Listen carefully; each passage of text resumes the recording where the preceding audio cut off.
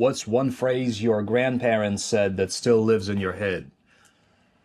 Uh, I don't really remember many like specific phrases. Like there is not really um well, first of all, I gotta tell about my grandparents. So I was born in Russia, and obviously like everybody else, I had four grandparents, but I never met anybody on my dad's side. They died way before my birth. I know my grandpa on my dad's side died in the war in World War II, around Caucasus somewhere, and he died in battle. And then on my mom's side, I never met my grandfather either. He also fought in the war, but he survived, although he was heavily wounded. And for the rest of his life, he died when I was like 7. But like I said, I never met him. For the rest of his life, he worked on the railroad. And I actually look a lot like him, apparently. But, so the only person out of like all of my grandparents was my grandma. And my grandma's half Russian, half, oh, actually, no, she's Ukrainian. She's not half Russian. She was Ukrainian, and she was born in Ukraine, but during the war, she walked over from like the Sumy area of what, like of then Ukrainian SSR, Soviet Socialist Republic. She walked toward to the Voronezh area of Russia and settled there. So, what I remember about them is like her and my mom used to speak like this mix of Ukrainian and Russian, which is called surzhyk. So I remember like the stuff they used to say, like, "A він їй каже," like, then that would be like kind of Ukrainian, and like he is telling her, it's kind of like Ukrainian with Russian pronunciation. So, and it's just snippets here and there of what my grandma did, like just the stuff she'd say, like about an animal. I don't even know how to translate it. Like "Оно ж дурне," and that would mean something like it's stupid, but it sounds really kind of cute, you know. And she was very much like a village dweller, a village person, I guess. She cooked a lot of very typical Russian Ukrainian food, and her borscht was just wow, amazing. Like just the way she made it.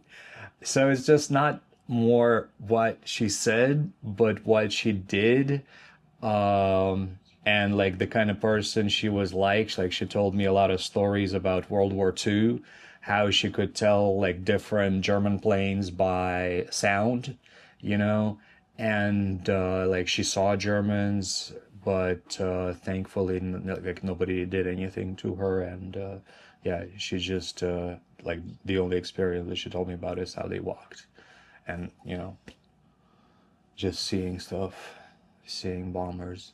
So that's my grandma. What about you? I never met my grandmothers because they died before I was born.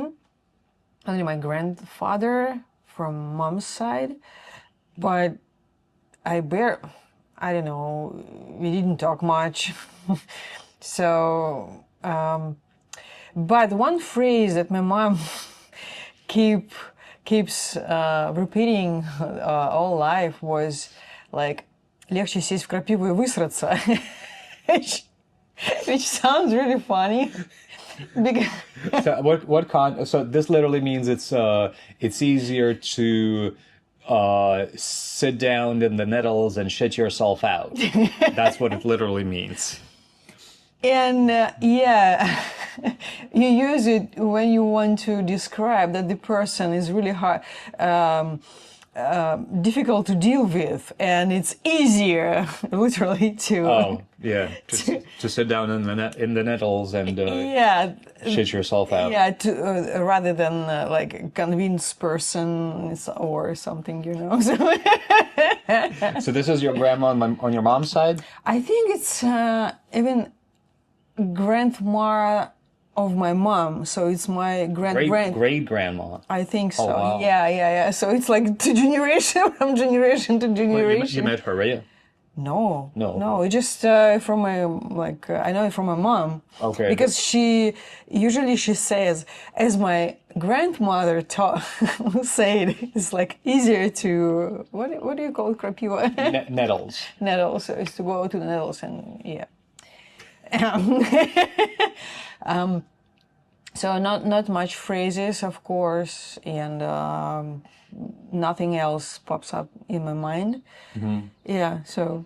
Yeah, like same. Like I don't remember specific phrases because my grandma passed away in 2008, and by then I was living in the States. And really, the last time we spent like significant time together. I mean, she did visit us in the States. It was like 1999 or something like that.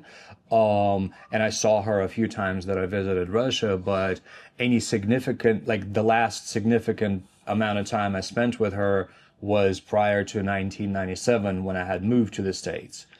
So yeah, considering the fact that I'm over 30, I'm over 40 now, it's kind of like hidden by the fog of time. And now it's just more snippets of images and little phrases that don't mean much. And like I said, the only things that I remember is how they talked with my mom and just the stories that my grandma told me about the Germans and how she worked in the garden, the food she had made, and just her expressions, like how she looked, etc., etc. I didn't have that kind of stories, of course, because first of all, I'm from Siberia, so it's the territory that just was like, what do you call till? Oh, it's like the behind the front lines, like Yeah. way behind. Yeah. And my grandfather was too young to go to army, and he just worked in a factory. Завод factory? Factory. In a factory. Plant. Yeah, being like 14 or 15 years old. Yeah, so he didn't participate. What did he do? A lot of, I don't remember, a lot of factories was moved to Omsk, like behind the front line. Like way behind. Yeah, to Siberia so that nothing could reach him. As I was told, it was something for the army, of course. Like most factories Yeah, back снаряды, what do you call it? Shells. Shells or something, yeah. And he was like 15 maybe or 13 years old, I don't remember. And he was not very tall and he needed a like special, he used a box, like wooden box to stand on it. Oh. To use a станок, I don't know. To use like oh God, my translation skills are really bad today. To work the machines, basically. Yeah, to work the machines because he couldn't do it because he was not very tall for it because he was like kid. Yeah, and he used like a wooden box. So, yeah. The only thing I know about my grandfather actually, about during that time during the war. So, yeah. So that's it. It's completely different kinds of people, totally different generations. Yeah. Yeah, and they're just memories today. And of course, the only phrase I mean that was like transferred to generation from generation is like "лишь бы не было войны." Yeah. Right? "Лишь бы не было войны" literally means like it's kind of like hopefully there is no war, or like as long as there is no kind of like may there not be a war. Yeah. Yeah. So that's what we got today, but we're gonna pick the next one. And while we're picking the next one, let's actually it's a request for you guys. Don't forget to give us a like and subscribe to our channel for a lot more randomness about the Russian culture, Russian language. You pick. Yeah. Russian language and just our heritage. Держать язык зубами. Держать язык за зубами. This is just a little tiny Russian expression. We're going to explain this one tomorrow. It means to keep your tongue behind your teeth. And we're going to discuss it tomorrow, discuss similar expressions to that. And stay tuned for more. And thank you very much for watching. See you in the next one.